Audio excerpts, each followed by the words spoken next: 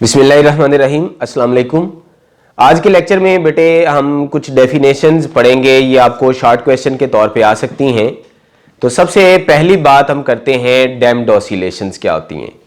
फर्ज करो ये हमारे पास एक पेंडुलम है, हम इसको यहाँ तक डिस्प्लेस करके छोड़ देते हैं तो आपने देखा है कि ये अपनी मीन पोजीशन से आगे पीछे मूव करना शुरू कर देता है। लेकिन ये सदियों तक ऐसे ही वाइब्रेट नहीं करता, बल्कि इसका एम्पलीट्यूड आहिस्ता आहिस्ता टाइम के साथ कम होता चला जाता है और हत्ता के ये रुक जाता है। तो ऐसी ऑसिलेशन जिसमें एम्पलीट्यूड ग्रेजुअली टाइम के साथ कम हो रहा हो, उन ऑसिलेशंस को हम डैम्प्ड ऑसिलेशंस का नाम देते हैं। तो इसकी हम डेफिनेशन करेंगे। A type of oscillations in which amplitude decreases gradually with time are called damped oscillation. इसी तरह फर्ज करो ये एक मैस स्प्रिंग सिस्टम है जिसमें स्प्रिंग का एक एंड सपोर्ट से बंधा है और दूसरा एंड मैस से बंधा है और ये एक सरफेस के ऊपर मूव करता है। तो जब हम इसको यहां से यहां तक पुल करके छोड़ेंगे तो ये अपनी मीन पोजीशन पे आगे पीछे मूव करना शुरू कर देगा। अब क्योंकि इसकी मोशन से फ्रिक्शन भी यहां मौजूद है तो इसकी कुछ एनर्जी जाया हो रही है, तो इस तरह इसकी एनर्जी कम होती जाएगी और इसका एम्पलीट्यूड भी कम होता जाएगा और हत्ता कि ये रुक जाएगा। तो इसका एम्पलीट्यूड ग्रेजुअली टाइम के साथ कम होता चला जाएगा। तो ऐसी ऑसिलेशंस को हम डैम्प्ड ऑसिलेशंस का नाम देंगे। तो इसकी डेफिनेशन आपने याद रखनी है और उसके साथ ये डायग्राम बनानी है। आप देखें, शुरू में एम्पलीट्यूड ज्यादा था, इनिशियली एम्पलीट्यूड की वैल्यू ज्यादा है और फिर एम्पलीट्यूड की वैल्यू कम हो गई है। थोड़े टाइम के बाद एम्पलीट्यूड की वैल्यू और कम हो गई है, थोड़े टाइम के बाद एम्पलीट्यूड और कम हो गया है। तो आप देखें जैसे जैसे टाइम गुजर रहा है एम्पलीट्यूड कम होता चला जा रहा है। तो ये डैम्प्ड ऑसिलेशंस का ग्राफ है। अनडैम्प्ड ऑसिलेशन ऐसी ऑसिलेशंस हैं जिसमें एम्पलीट्यूड कांस्टेंट रहता है, टाइम के साथ चेंज नहीं होता। ये एक आइडियल केस है जिसमें कोई भी एनर्जी का लॉस ना हो रहा हो, तो ऐसी ऑसिलेशंस होंगी अनडैम्प्ड ऑसिलेशंस। तो इसकी डेफिनेशन हम करेंगे। A type of oscillations in which amplitude does not change with time are called undamped oscillations. जैसे फर्ज करो ये अनडैम्प्ड ऑसिलेशंस का ग्राफ है, तो इस लम्हे पे इतना एम्पलीट्यूड है, इस लम्हे पे भी वही एम्पलीट्यूड है, इस लम्हे पे भी एम्पलीट्यूड वही है, यानी जो एम्पलीट्यूड है वो टाइम के साथ चेंज नहीं हो रहा बल्कि कांस्टेंट है। तो ये अनडैम्प्ड ऑसिलेशंस का ग्राफ है। नेक्स्ट डेफिनेशन है फ्री ऑसिलेशंस। तो डैम्प्ड ऑसिलेशन की एक बेहतरीन एग्जांपल है शॉक एब्जॉर्बर। ये जो गाड़ियों में शॉक एब्जॉर्बर होते हैं, जब कोई गाड़ी किसी खड्डे से गुजरती है तो उसके अंदर जो स्प्रिंग है वो वाइब्रेट करना शुरू हो जाते हैं और सारी एनर्जी वाइब्रेशन में कन्वर्ट हो जाती है और फिर आहिस्ता आहिस्ता ये एम्पलीट्यूड इनका कम होता जाता है और ये दोबारा नॉर्मल पोजीशन में आ जाते हैं। हमारी रोजमर्रा जिंदगी में जितनी भी ऑसिलेशंस हैं वो तकरीबन डैम्प्ड ऑसिलेशंस ही हैं।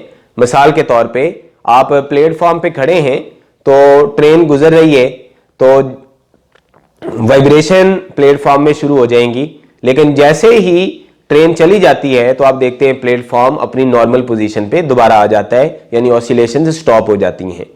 इसी तरह जब कोई इंसान बोलता है तो उसके एयर ड्रम ऑसिलेशन करना शुरू कर देता है, लेकिन जैसे ही आवाज बंद होती है तो ऑसिलेशंस भी बंद हो जाती हैं, यानी डैम्प्ड ऑसिलेशंस होती हैं और एम्पलीट्यूड ग्रेजुअली डिक्रीज होता होता जीरो हो जाता है। फ्री ऑसिलेशंस से क्या मुराद है? ऐसी ऑसिलेशंस जिसमें ऑसिलेशन के दौरान कोई एक्सटर्नल फोर्स इंटरफेयर ना कर रही हो, यानी अगर एक बॉडी वाइब्रेट कर रही है और इस पे कोई बाहर से फोर्स इंटरफेयर नहीं कर रही, तो ऐसी ऑसिलेशंस को हम फ्री ऑसिलेशंस का नाम देंगे। तो इसकी डेफिनेशन हम करेंगे। A body is said to be executing free oscillations when it vibrates without interference of external force. एक बॉडी फ्री ऑसिलेशन करती हुई कहलाएगी अगर वो वाइब्रेट कर रही है without interference of external force. मिसाल के तौर पे अगर हम इस पेंडुलम को यहां तक खींच के छोड़ दें और ये जस्ट अपनी रिस्टोरिंग फोर्स की वजह से वाइब्रेट कर रहा हो और इस पे और कोई भी फोर्स एक्ट ना कर रही हो, तो हम बोलेंगे ये फ्री ऑसिलेशन कर रहा है। लेकिन अगर हम इसको बाहर से बार बार धक्का दे रहे हूं, बार बार इसको पुश कर रहे हूं, समझ गए, तो फिर इसके अंदर बाहर से फोर्स इंटरफेयर कर रही है, तो फिर ऐसी ऑसिलेशन को हम नाम देंगे फोर्स्ड ऑसिलेशंस का। तो इसकी डेफिनेशन आप याद करेंगे, a body said to be executing free oscillations when it vibrates without interference of external force. अब अगर एक बॉडी फ्री ऑसिलेशन कर रही है तो वो हमेशा एक पर्टिकुलर फ्रीक्वेंसी से वाइब्रेट करेगी और उस फ्रीक्वेंसी को हम उसकी नेचुरल फ्रीक्वेंसी का नाम देते हैं। तो इसकी डेफिनेशन हम करेंगे, frequency of a body executing free oscillations is called natural frequency. ऐसी बॉडी की फ्रीक्वेंसी जो फ्री ऑसिलेशन कर रही है वो उसकी नेचुरल फ्रीक्वेंसी कहलाएगी। मिसाल के तौर पे अगर पेंडुलम की लेंथ L है और acceleration due to gravity G है, तो इसकी नेचुरल फ्रीक्वेंसी का फार्मूला है 1/2 पाई √G/L।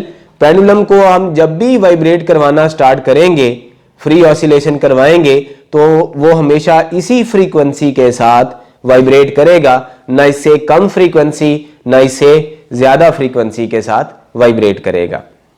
तो पेंडुलम हमेशा फ्री ऑसिलेशन इसी फ्रीक्वेंसी के साथ करता है, तो ये उसकी एक नेचुरल फ्रीक्वेंसी कहलाएगी। इसके बाद है फोर्स्ड ऑसिलेशन।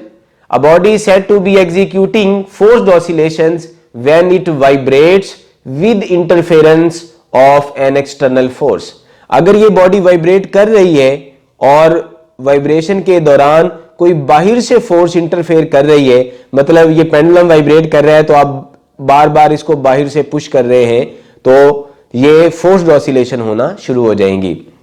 इसी तरह फर्ज करो ये मैस स्प्रिंग सिस्टम वाइब्रेट कर रहा है और यहां पे बार बार ये किसी दीवार से टकरा रहा है, तो ये भी बाहर से एक फोर्स एक्सर्ट हो रही है, या बार बार हम बाहर से धक्का दे रहे हैं तो ये भी फोर्स्ड ऑसिलेशन होना शुरू हो जाएंगी। यानी अगर बॉडी पर एक्सटर्नल फोर्स इंटरफेयर कर रही है तो ऐसी ऑसिलेशंस को हम फोर्स्ड ऑसिलेशंस का नाम देंगे। A body is said to be executing forced oscillations when it vibrates with interference of an external force। एक और मिसाल कंसीडर करें, एक बच्चा स्विंग पे बैठा है और हम बार बार उसको पुश कर रहे हैं, तो अब बार बार बाहर से फोर्स इंटरफेयर कर रही है, तो ये फोर्स्ड ऑसिलेशन है। लेकिन अगर हम उसको एक ही बार खींच के छोड़ दें और फिर वो अपने आप वाइब्रेट कर रहा हो, तो हम बोलेंगे वो फ्री ऑसिलेशन कर रहा है। याद रखो, जब बॉडी फोर्स्ड ऑसिलेशन करती है तो फोर्स्ड ऑसिलेशन के केस में बॉडी किसी भी फ्रीक्वेंसी के साथ वाइब्रेट कर सकती है, लेकिन फ्री ऑसिलेशन में बॉडी हमेशा नेचुरल फ्रीक्वेंसी के साथ वाइब्रेट करती है।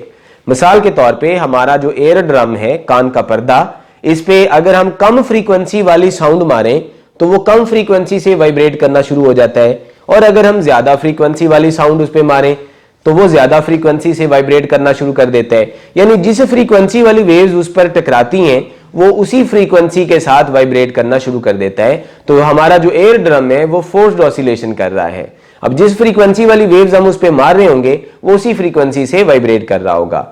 एक और मिसाल कंसीडर कर लो, ये जैसे मेरे हाथ में पॉइंटर है, तो मैं इसको अपने हाथ से वाइब्रेट करवा रहा हूं, तो ये फोर्स्ड ऑसिलेशंस हो रही हैं।